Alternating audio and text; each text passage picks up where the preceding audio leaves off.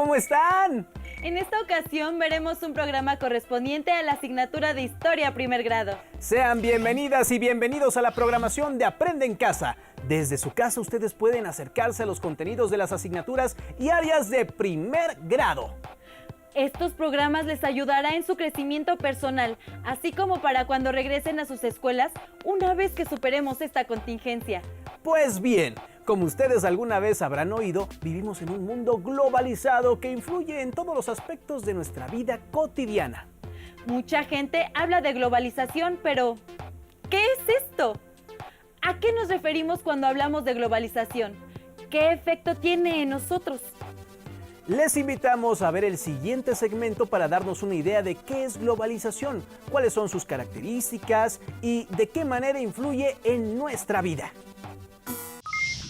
La globalización es un fenómeno sobre todo de mercado, pero que va acompañado también de posiciones o de elementos culturales. Es un proceso que viene de siglos atrás, pero que se ha dado particularmente ahora, porque con la destrucción del bloque soviético, con la desaparición de la Unión Soviética, con el triunfo del capitalismo occidental y de la tecnología occidental, ahora sí, literalmente, pueden llegar a cualquier parte del globo esas empresas que se lo propongan.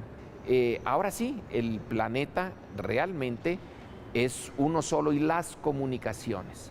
En la globalización del pasado, los que tenían conocimiento del resto del mundo eran una élite, unos poquitos. En fin, Colón pertenece a un grupo muy chiquito, pero en cambio ahora cualquiera de nosotros se mete al internet y puede entrar en contacto con una persona que esté exactamente en el otro extremo del planeta. Entonces ya no hay misterios. Para mí es la comunicación. Esa es la globalización llegada a su punto máximo. La globalización está generando una serie de valores, muchos de ellos relacionados con el consumismo. Desde las prendas de vestir hasta los hábitos alimenticios, pasando por la definición de belleza física, entre otros. Todos imponen una manera única de pensar y actuar. Por ejemplo, que los ejecutivos vistan de traje y corbata y los jóvenes de mezclilla, que todo el mundo use el celular, o que en todos los países se venda el mismo refresco de cola. ¿Qué tal los efectos de la globalización cultural? Así es, impone hábitos de masas. Por ejemplo, una forma homogénea y estandarizada para vestirse a nivel mundial.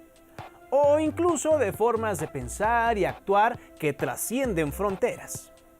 Pero, ¿cuáles creen que sean los efectos positivos o negativos de la globalización? Para que quede claro, los invitamos a ver el siguiente video.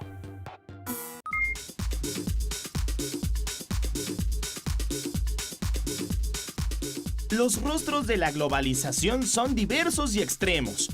En la era global nos encontramos con poblaciones que tienen acceso a servicios de salud y educación de calidad y a la alta tecnología. Pero también hay amplios sectores que ni siquiera cuentan con la mínima atención médica y educativa. Anota en tu cuaderno los aspectos positivos y negativos que se mencionarán sobre la globalización.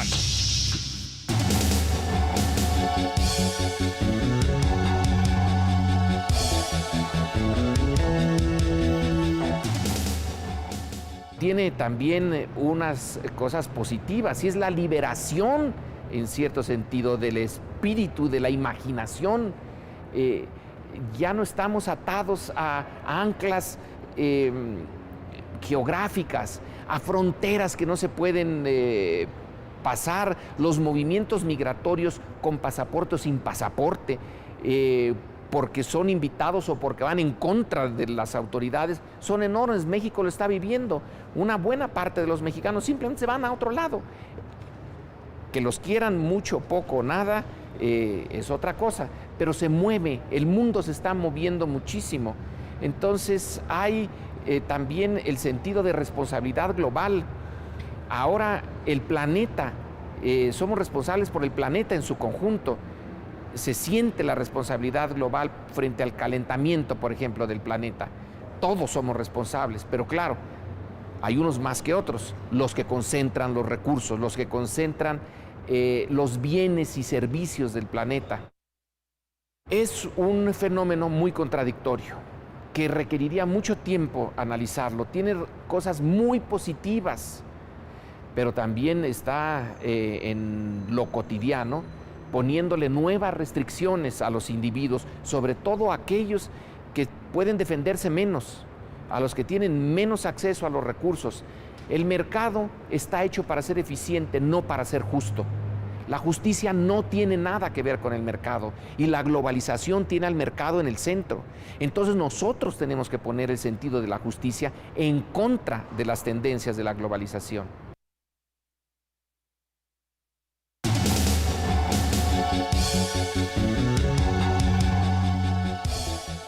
Los aspectos negativos creo que son bastante claros. Es la concentración del poder económico y del poder político en muy pocas manos. Es una élite global la que domina el mundo ahora. No es nacional, es estrictamente global. Son las enormes concentraciones de dinero, de recursos. Esto impide la libertad de muchos, no de la antigua manera en la cual un ejército y un país se imponía sobre el otro. Ahora es la limitación de la libertad por los monopolios, por una gran monopolización. También es la destrucción de ciertas formas de vida, culturas locales muy débiles. Pero a lo mejor esto es inevitable.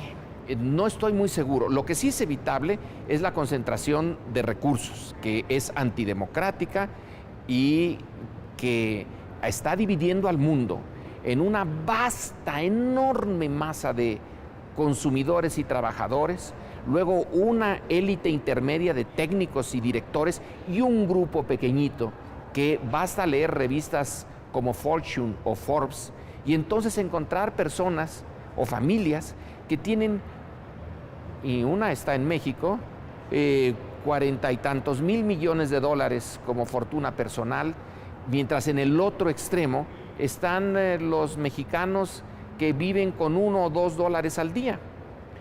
Ese es uno de los efectos de la globalización, la destrucción de culturas indefensas. De acuerdo con lo anterior, ¿creen que la globalización ha sido positiva o negativa para los habitantes del mundo? Como vimos, hay efectos positivos y negativos de la globalización.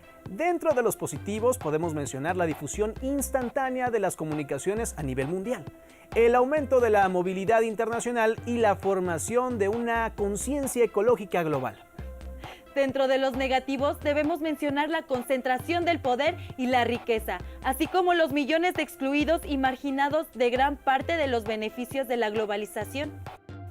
Otra cosa que es muy importante tomar en cuenta es el riesgo de desaparecer, que enfrentan muchas culturas locales ante la cultura de masas de la globalización. Pero veamos el siguiente video a modo de ejemplo sobre los efectos de la globalización a partir de un caso en particular: las relaciones de México y los Estados Unidos. La pregunta que debe respondernos es: ¿cómo se ha adaptado la cultura de los migrantes mexicanos en los Estados Unidos? ¡Vamos a verlo! En la frontera entre México y Estados Unidos hay muros, vallas, estructuras de acero, ríos, vigas y otros obstáculos naturales o construidos por el ser humano que limitan el libre tránsito entre ambas naciones. Sin embargo, la cultura logra traspasar las fronteras sin importar si están protegidas o no. Hay ciudades fronterizas donde se hablan perfectamente bien tanto el idioma inglés como el español, y en ocasiones, cuando las culturas se mezclan, es difícil saber de qué lado de la frontera están. Muchos mexicanos han migrado a Estados Unidos en distintos periodos de los 2 siglos anteriores al actual. A fines del siglo XIX y en las primeras décadas del siglo XX, se dio un flujo importante de migrantes. En ese entonces existían los enganchadores, personas que prometían grandes ganancias a los que buscaban cruzar la frontera. La realidad es que a menudo eran explotados en los campos agrícolas sin poder regresar de inmediato, pues debían pagar la deuda a quienes les patrocinaron el viaje. La violencia de la Revolución Mexicana contribuyó a la salida de mexicanos hacia Estados Unidos a principios del siglo XX. Para remediar la escasez de mano de obra provocada por la Segunda Guerra Mundial, Estados Unidos inició el programa Bracero, mediante el cual contrataba trabajadores mexicanos de manera legal y temporal para trabajar en la agroindustria y los ferrocarriles. Con este programa, entre 1942 y 1964, migraban en promedio 200,000 trabajadores mexicanos al año. La mayoría se concentraba en las ciudades de Texas, California, Arkansas, Arizona y Nuevo México. Al eliminarse el programa Bracero, muchos migrantes se quedaron en Estados Unidos de manera ilícita. A pesar de que ahora existen mayores controles fronterizos, la creciente necesidad de mano de obra en Estados Unidos y la escasez de buenos empleos en México ha provocado que la inmigración ilegal siga creciendo. En 1990 eran 2 millones de mexicanos. Para 2016 fueron 5.4 millones. Los mexicanos que llegaron a Estados Unidos con el programa Bracero son migrantes de primera generación. Sus hijos y nietos, nacidos allá, de segunda y tercera generación, son denominados mexicano-americanos. La mayor parte de estas generaciones viven en Illinois, Indiana, Michigan, Ohio, Nueva York, Texas, Nuevo México, Arizona, California, Colorado, Georgia, Nevada y Washington. A quienes nacieron en territorios estadounidenses que antes pertenecieron a México, se les conoce también como chicanos, que como el resto de los mexicano-americanos, saben poco de su nación de origen y algunos ni siquiera conocen México. La cultura de los mexicanos que viven en Estados Unidos parece contradictoria. Por un lado, recrean la cultura nacional y por otro, intentan adaptarse a la anglosajona. De hecho, no las mezclan. Toman elementos de una y de otra. Al tratar de adaptarse a la nueva cultura, pierden valores culturales de origen, lo cual tampoco permite que adopten por completo los valores culturales de la sociedad que los acoge. Así comenzó la revalorización de la cultura materna, que no han abandonado del todo, pues se esfuerzan en mantener costumbres, idioma, canciones, mitos y leyendas mexicanos. Por ejemplo, en las panaderías mexicanas del este de Los Ángeles se puede encontrar pan de muerto. Y las fiestas de 15 años son muy comunes. El convivir con ambas culturas ocasiona que las personas retomen elementos de una o de otra y los vivan de manera paralela.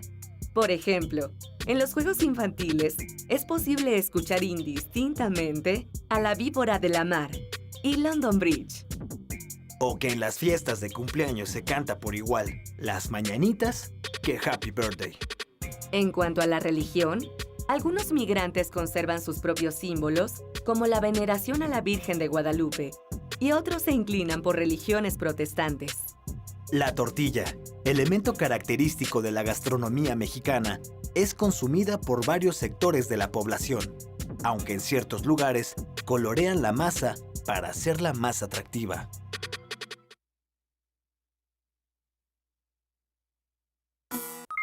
Como vimos, es importante destacar que las personas de origen mexicano que viven en Estados Unidos integran rasgos de ambas culturas en sus formas de vida.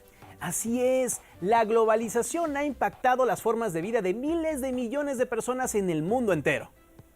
Pero no nos podemos ir sin hacer unas preguntas que servirán como ejercicio luego de lo visto en este programa. Por ejemplo, ¿qué efectos tiene la globalización en el lugar donde viven?